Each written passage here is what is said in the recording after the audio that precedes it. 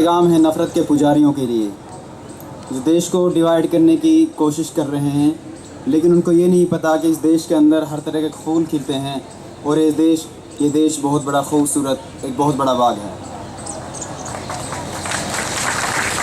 اسی نام سے میں سارا جس طرح کے کہا گیا تھا کہ منسٹر اندر جھوٹ بول سکتا ہے اور نفرت کے جس طرح باجیگر اور سرفرے سڑکوں پر جانوروں کی طرح انسانوں کی ہتیا کر رہے پھر رہے ہیں، لیکن اس کے باوجود صاحب خاموش ہے اور باہر ٹہلنے لگ رہے ہیں۔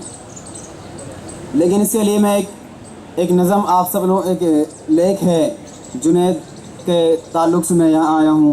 میں تمام جتنے بھی ڈیسیز لوگ ہیں، چاہے وہ اخلاق ہو، چاہے وہ نجیب کی بہن ہو یا پھر انصاری ہوں یا پھر جتنے بھی لوگ یہ بلیک اسپورٹس ریڈ اسپورٹس جتنے بھی اس میپ پر ہیں، لانچنگ میپ پر جتنے بھی ہیں، یہ میپ اگلی بار تو پورا بھرنے والا ہے۔ یہ نفرت کے پجاری کہیں ایسا نہ کوئی اس کو ہر گھر کے لیے یہ تیار کر دیں، اس کے لیے ہمیں لڑنا ہوگا۔ اس کے لیے میں ایک لیکھ جنت سے شہید حسین کے نام پڑھنا چاہتا ہوں۔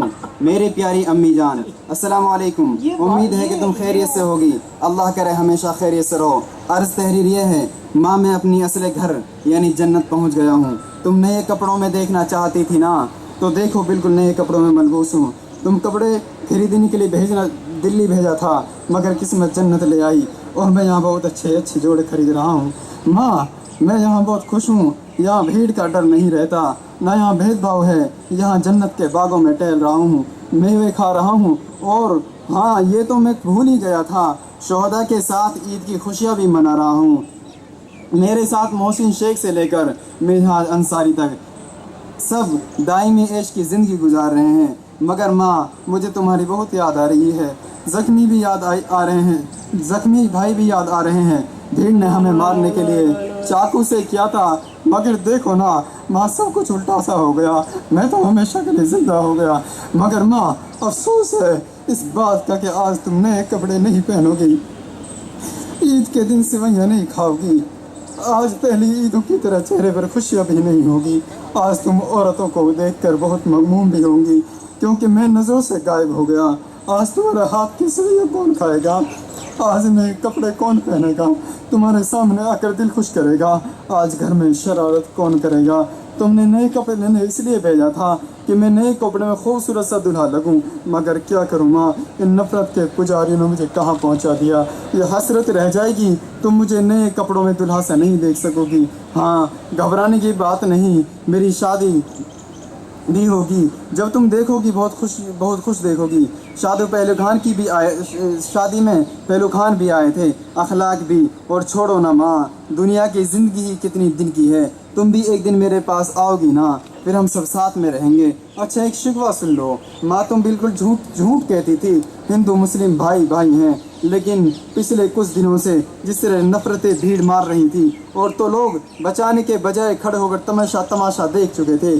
چاقو کہاں مارا جا رہا ہے، مدد کے لیے آواز دی مگر کوئی نہیں آیا، اور تو اور یہ خاموش تماشائی میری ویڈیو بنا رہے تھے۔ کیا کوئی بھائی اپنے بھائی کو مارتا دیکھ کر خاموش رہتا ہے اور ویڈیو بناتا ہے؟ ماں خدا کے واسطے اب یہ جھوٹ کسی سے نہیں بولنا، سرکار ہماری مدد کرے گی، تم تو دیکھ رہی ہو نا کس طرح مودی جی ایک لفظ نہیں بولا۔ ہاں یہ افواہ بھی مت پھیلانا کہ ملی و سیاسی قائدین ہمارے محافظ ہیں، تم کو سب معلوم ہے، بعض قائدین اعتکاف میں بیٹھے ہیں اور بعض افطار پارٹی میں مشغول ہیں، اور بعض تو سیلفی کے چکر میں سیاسی گلیاروں کے چکر کاٹ رہے ہیں، اسی کو وہ عین کار ثواب بھی سمجھتے ہیں، اس لیے تو اخبار کی جینت بنتے ہیں، مگر کسی کو بھی نہ ہماری فکر ہے نہ تمہاری فکر ہے، کیونکہ میں انسان نہیں تھا، کیونکہ تم انسان کی ماں نہیں ہو۔ کیا میرے سینے میں قرآن کریم نہیں تھا؟ پھر قائدین ہماری خبر گیری کرنے کیوں نہیں آئے؟ اچھا چھوڑو، جو ہوا سو ہوا۔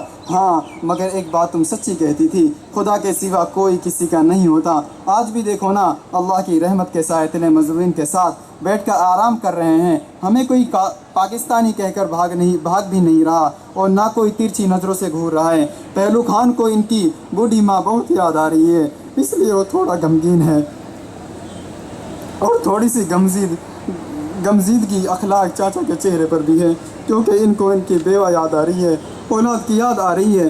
شاید سیف اللہ تو اپنے باپ سے بہت زیادہ ناراض ہیں۔ تمہیں معلوم ہے کون ہے سیف اللہ؟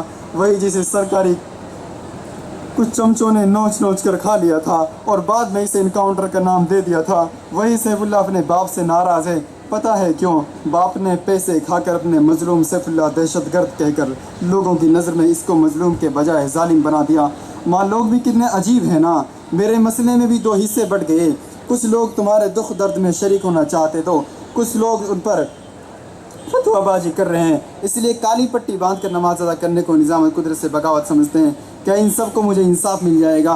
क्या इससे तेरे चेहरे की खुशी लौट आएगी? मुझे मालूम है इंसाफ ही नहीं मिलने वाला है और ना ही तेरे चेहरे पर खुशी लौट कर आने वाली है, क्योंकि तुमने जिस जुनैद को कपड़े खरीदने भेजा था वो कभी कपड़े खरीद कर तेरे सामने आएगा, क्योंकि हमारे नहीं सिर्फ तुम्हारे कायदीन को इसकी कोई परवाह नहीं। आखिरी बात, तुम मेरी जुदाई में हरगिज़ मत रोना, क्योंकि रोया मैयत पड़ जाता है और मैं ज़िंदा हूँ। हाँ, अपनी मकबूल दुआ में हमेशा याद रखना और कुरानी आयत पढ़ कर बख्शना। तुम्हारा लख्त जिगर हाफिज़ सोहेब।